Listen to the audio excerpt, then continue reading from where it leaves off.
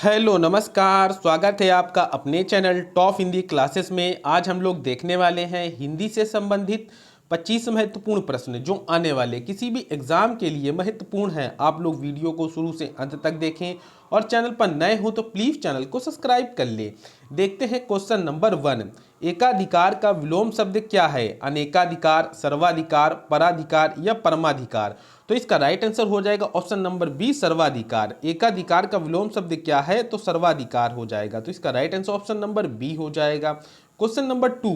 आकर्षण का विलोम शब्द क्या है? आकृष्ट, विकर्षण, अनाकर्षण या पराकर्षण? तो इसका राइट आंसर हो जाएगा ऑप्शन नंबर बी, विकर्षण। आकर्षण का विलोम शब्द क्या है? विकर्षण है। तो इसका right answer option number B हो जाएगा। Question number 3। जल या समुद्र में लगने वाली आग को क्या कहते हैं? दावानल, जठराग्नि, जलप्रपात या बड़वाग्नि?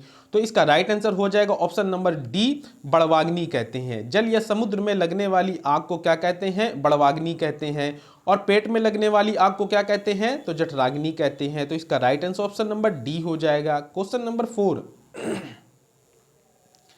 जिसके बराबर का कोई ना हो उसे क्या कहते हैं? विलक्षण, अनुपम, असाधारण या लोकातीत? तो इसका राइट आंसर हो जाएगा ऑप्शन नंबर बी, अनुपम कहते हैं। जिसके बराबर का कोई ना हो उसे क्या कहते हैं? अनुपम कहते हैं। तो इसका राइट आंसर ऑप्शन नंबर क्या हो जाएगा? बी हो जाएगा। क्या हो जाएगा? बी हो जाएगा। इसी तरह जो इंद्रियों से परे हो उसे क्या कहते हैं? अगोचर कहते हैं। जो अपनी बात से न टले उसे क्या कहते हैं? अटल कहते हैं। इंद्रियों की पहुंच से जो बाहर हो उसे क्या कहते हैं? आतिंद्री कहते हैं।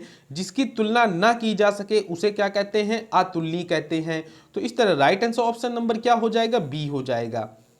Question number 5। किसी संस्था के 25 वर्ष पूरे होने पर होने वाले उत्सव के लिए एक शब्द है। हीरक जयंती, रजत जयंती, शताब्दी या स्वर्ण जयंती?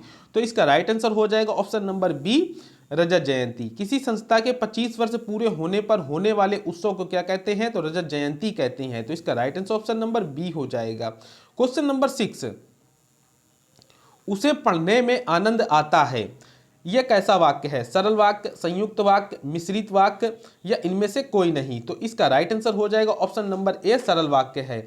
उसे पढ़ने में आनंद आता है, यह कैसा वाक्य है? तो सरल वाक्य है। तो इसका राइट आंसर ऑप्शन नंबर क्या हो जाएगा? ए हो जाएगा। Question number 7। मैं दुकान जा रहा हूं क्योंकि मेरा दूध खत्म हो गया है, यह कैसा वाक्य है? सरल वाक्य, संयुक्त वाक्य, मिश्रित वाक्य या इनमें से कोई नहीं? तो इसका राइट आंसर हो जाएगा ऑप्शन नंबर बी, संयुक्त वाक्य है। मैं दुकान जा रहा हूं क्योंकि मेरा दूध खत्म हो गया है, यह संयुक्त वाक्य है। तो इसका राइट आंसर ऑप्शन नंबर क्या हो जाएगा? बी हो जाएगा। संयुक्त वाक्य किन्हें कहते हैं? जिन वाक्यों में दो या दो से अधिक सरल वाक्य योजकों जैसे और, एवं, तथा, या, और, एवं, तथा, या, अथवा, इसलिए, अतः, फिर भी, परंतु, लेकिन, ये सभी शब्द जुड़े हों उन्हें हम लोग क्या कहते हैं? संयुक्त वाक्य कहते हैं। तो इसका राइट आंसर ऑप्शन नंबर क्या हो जाएगा? बी हो जाएगा। Question number 8। वह एक अच्छा वकील है लेकिन वह ज्यादा धन कमाना चाहता है, यह कैसा वाक्य है? सरल वाक्य, संयुक्त वाक्य, मिश्रित वाक्य या इनमें से कोई नहीं? तो इसका राइट आंसर हो जाएगा ऑप्शन नंबर सी, मिश्रित वाक्य है। वह एक अच्छा वकील है लेकिन वह ज्यादा धन कमाना चाहता है, कैसा वाक्य है? तो मिश्रित वाक्य है। तो इसका राइट आंसर ऑप्शन नंबर क्या हो जाएगा? सी हो जाएगा। रचना के आधार पर वाक्य कितने के भेद होते हैं? वाक्य के कितने भेद होते हैं? तो 3 भेद होते हैं। कौन कौन से? सरल वाक्य या साधारण वाक्य, दूसरा संयुक्त वाक्य और तीसरा मिश्रित वाक्य। तीसरा मिश्रित वाक्य। तो इसका राइट आंसर ऑप्शन नंबर क्या हो जाएगा? सी हो जाएगा। लेकिन सॉरी, आप लोग यहाँ पर मिश्रित वाक्य ना करिए, यहाँ पर संयुक्त वाक्य कर लीजिए। क्या करिए? संयुक्त वाक्य, क्योंकि यहाँ पर लेकिन है, लेकिन में क्या होता है? तो संयुक्त वाक्य हो जाएगा। तो इसका right answer option number B कर लीजिए और इसका राइट आंसर ऑप्शन नंबर क्या हो जाएगा? बी हो जाएगा। Question number 9।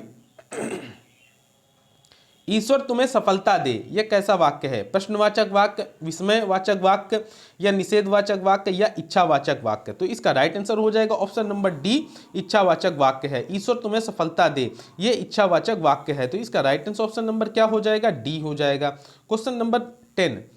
शाबाश तुमने एग्जाम क्लियर कर दिया, यह कैसा वाक्य है? प्रश्नवाचक वाक्य, विस्मयवाचक वाक्य, निषेधवाचक वाक्य या इच्छावाचक वाक्य? तो इसका राइट आंसर हो जाएगा ऑप्शन नंबर बी, विस्मयवाचक वाक्य हो जाएगा। शाबाश तुमने एग्जाम क्लियर कर दिया, यह विस्मयवाचक वाक्य है। तो इसका राइट आंसर ऑप्शन नंबर क्या हो जाएगा? बी हो जाएगा। Question number 11।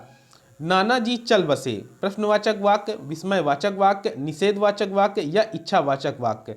तो इसका राइट आंसर हो जाएगा ऑप्शन नंबर बी, विस्मयवाचक वाक्य हो जाएगा। नानाजी चल बसे ये कैसा वाक्य है? तो विस्मयवाचक वाक्य है। तो इसका राइट आंसर ऑप्शन नंबर क्या हो जाएगा? बी हो जाएगा। क्वेश्चन नंबर 12, निम्न में से भाववाचक वाक्य का चयन कीजिए। सीता कपड़ा सीती है, यहाँ बैठा नहीं जाता कपड़ा सिया जाता है, मेरे द्वारा पुस्तक पढ़ी गई। तो इसका राइट आंसर हो जाएगा ऑप्शन नंबर बी, यहाँ बैठा नहीं जाता। भाववाच्य वाक्य कौन सा है? तो यहाँ बैठा नहीं जाता है। तो इसका राइट आंसर ऑप्शन नंबर क्या हो जाएगा? बी हो जाएगा। क्वेश्चन नंबर 13, भाषा की सबसे छोटी इकाई क्या है? शब्द, व्यंजन, स्वर या वर्ण? तो इसका राइट आंसर हो जाएगा ऑप्शन नंबर डी, वर्ण हो जाएगा। भाषा की सबसे छोटी इकाई क्या है? तो वर्ण है। तो इसका राइट आंसर ऑप्शन नंबर क्या हो जाएगा? डी हो जाएगा। क्वेश्चन नंबर 14, पाणिनि ने किस ग्रंथ के द्वारा भाषा को एक रूपता देने का प्रयास किया? महाभाष्य, अष्टाध्याय, योग वशिष्ठ या बृहस्पति नीति शास्त्र? तो इसका राइट आंसर हो जाएगा ऑप्शन नंबर बी, अष्टाध्यायी ने। पाणिनि ने किस ग्रंथ के द्वारा भाषा को एक रूपता देने का प्रयास किया? तो अष्टाध्यायी को। तो इसका राइट आंसर ऑप्शन नंबर क्या हो जाएगा? बी हो जाएगा, अष्टाध्यायी। क्वेश्चन नंबर 15, इनमें से कौन पश्चिमी हिंदी की बोली नहीं है? कौरवी, बुंदेली, मारवाड़ी या कन्नौजी? तो इसका राइट आंसर हो जाएगा option number C, Marwari. Marwari पश्चिमी हिंदी की बोली नहीं है। कौरवी, बुंदेली और कन्नौजी ये सभी कौन सी बोली हैं? तो पश्चिमी हिंदी है। कौन सी है? पश्चिमी हिंदी है। तो इसका राइट आंसर ऑप्शन नंबर क्या हो जाएगा? सी हो जाएगा। और पूर्वी हिंदी में कौन कौन सी आती हैं? तो अवधी, बघेली, छत्तीसगढ़ी। बिहारी में कौन कौन सी आती हैं? तो भोजपुरी, मगही, मैथिली आती हैं। इसी तरह पहाड़ी में आती हैं कुमायूनी और गढ़वाली आती हैं। तो इसका राइट आंसर ऑप्शन नंबर क्या हो जाएगा? सी हो जाएगा। और कौरवी को ही हम लोग खड़ी बोली बोलते हैं। क्या बोलते हैं? खड़ी बोली बोलते हैं। तो इसका right answer option number C हो जाएगा। क्वेश्चन नंबर 16, नागरी प्रचारणी सभा की स्थापना कब, किस वर्ष हुई? 1893, 1857, 1902 या 1917 ईस्वी में? तो इसका राइट आंसर हो जाएगा ऑप्शन नंबर ए, 1893 ईस्वी में। नागरी प्रचारणी सभा की स्थापना किस वर्ष हुई? तो 1893 को हुई। तो इसका राइट आंसर ऑप्शन नंबर क्या हो जाएगा? ए हो जाएगा। क्वेश्चन नंबर 16, शिव शंभू के चिट्ठे के लेखक हैं श्याम सुंदर दास, बाल मुकुंद गुप्त, हजारी प्रसाद द्विवेदी या मुंशी सदा सुखलाल? तो इसका राइट आंसर हो जाएगा ऑप्शन नंबर बी, बाल मुकुंद गुप्त हो जाएगा। शिव शंभू के चिट्ठे के लेखक कौन है? तो बाल मुकुंद गुप्त है। तो इसका राइट आंसर ऑप्शन नंबर क्या हो जाएगा? बी हो जाएगा। क्वेश्चन नंबर 18, इनमें से कौन सी बोली पूर्वी हिंदी की नहीं है? अवधी, बिहारी, बघेली या छत्तीसगढ़ी? तो इसका राइट आंसर हो जाएगा option number B, Bihari. Bihari पूर्वी हिंदी की बोली नहीं है। बिहारी पूर्वी हिंदी की बोली नहीं है। तो इसका राइट आंसर ऑप्शन नंबर क्या हो जाएगा? बी हो जाएगा। और अवधी, बघेली, छत्तीसगढ़ी ये सभी कहाँ की हैं? तो पूर्वी हिंदी की हैं। तो इसका right answer option number B हो जाएगा। और अभी हमने पिछले क्वेश्चन में आपको बताया भी था। क्वेश्चन नंबर 19, हिंदुस्तानी भाषा का रूप क्या है? संस्कृत निष्ठ, हिंदी, उर्दू मिश्रित, दक्षिणी हिंदी या ब्रज अवधी का मिश्रित रूप? तो इसका राइट आंसर हो जाएगा option number B, Hindi Urdu का मिश्रित। हिंदुस्तानी भाषा का रूप क्या है? हिंदी उर्दू मिश्रित है। तो इसका राइट आंसर ऑप्शन नंबर क्या हो जाएगा? बी हो जाएगा। क्वेश्चन नंबर 20, इनमें कौन सी बोली पश्चिमी हिंदी वर्ग की नहीं है? बांगरू, ब्रज, कन्नौजी या छत्तीसगढ़ी? तो इसका राइट आंसर हो जाएगा option number D, Chhattisgarhi. Chhattisgarhi पश्चिमी हिंदी वर्ग की नहीं है। पश्चिमी हिंदी वर्ग की नहीं है। ये कहाँ की है? पूर्वी हिंदी की है। कहाँ की है? पूर्वी हिंदी की है। तो इसका right answer option number D हो जाएगा। क्वेश्चन नंबर 21, वर्तमान समय में संविधान द्वारा स्वीकृत भाषाओं की संख्या कितनी है? 14, 20, 22 या 26? तो इसका राइट आंसर हो जाएगा ऑप्शन नंबर सी, 22 है। वर्तमान समय में संविधान द्वारा स्वीकृत भाषाओं की संख्या कितनी है? तो 22 है। कितनी है? 22 है। तो इसका राइट आंसर ऑप्शन नंबर क्या हो जाएगा? सी हो जाएगा। क्वेश्चन नंबर 22, भाषा निर्माण की इकाइयों का सही अनुक्रम क्या है?